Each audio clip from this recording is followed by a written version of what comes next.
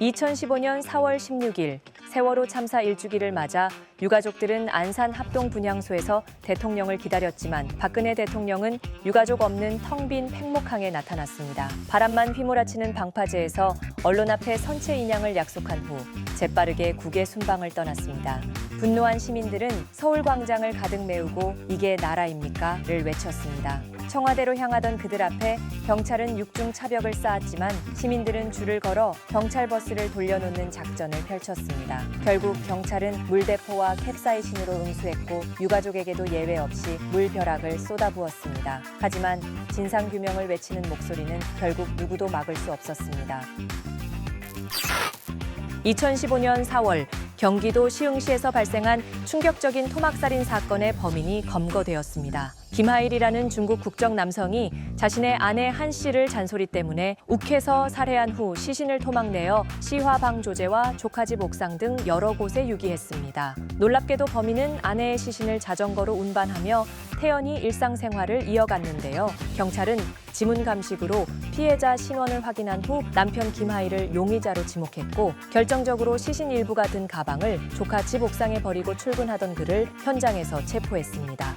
알고 보니 김하일은 도박으로 6천만 원을 날린 후 중국에 있는 가족을 위한 돈을 보내라는 아내의 잔소리에 격분해 살인을 저질렀습니다. 결국 대법원은 이 잔혹한 범죄에 대해 징역 30년형을 확정했습니다. 2015년 연애, 결혼, 출산 세 가지를 포기한 3포 세대가 사회적 화두로 떠올랐습니다. 서울 청년층의 비경제 활동 인구는 2005년 33.7%에서 2014년 무려 51.2%로 급증했고 청년 실업률은 10%를 넘어 사상 최고치를 경신했습니다. 취업난이 심각해지자 5포 세대, 7포 세대라는 말까지 등장했습니다.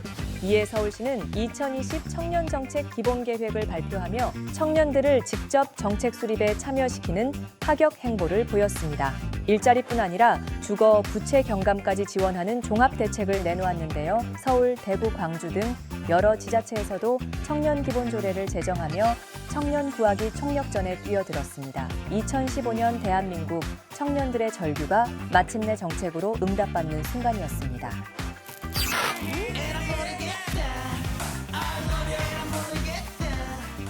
2015년 4월 빅뱅이 3년 만에 컴백을 예고했습니다. 5월부터 8월까지 매달 메이드 프로젝트 싱글을 발표하는 파격적인 전략을 선보였습니다. 루저와 베베로 시작된 이 프로젝트는 단순한 싱글이 아닌 매월 1일마다 2곡 이상을 공개하는 빅뱅표 음원 폭격이었습니다. 데뷔 시절 매달 싱글을 발표했던 방식을 9년 만에 재현한 빅뱅. 2015년 음악계를 메이드로 점령했습니다. 2015년 마블 군단이 한국을 점령했습니다. 어벤져스, 에이지 오브 울트론이 당당히 외화 최초로 하루 관객 100만 명을 돌파하는 기염을 토했습니다. 서울 촬영 장면과 배우 수연의 출연으로 한국 관객들의 호기심을 자극했습니다. 전국 극장의 무려 68.3%를 장악한 스크린 초토화 작전으로 개봉 17일 만에 900만 관객을 돌파했습니다. 그리고 마침내 히어로 영화 최초로 1000만 관객 고지를 점령했습니다. 이후 마블은 한국을 중국 다음 최고의 해외 시장으로 인정하며 특별 대우를 시작했습니다.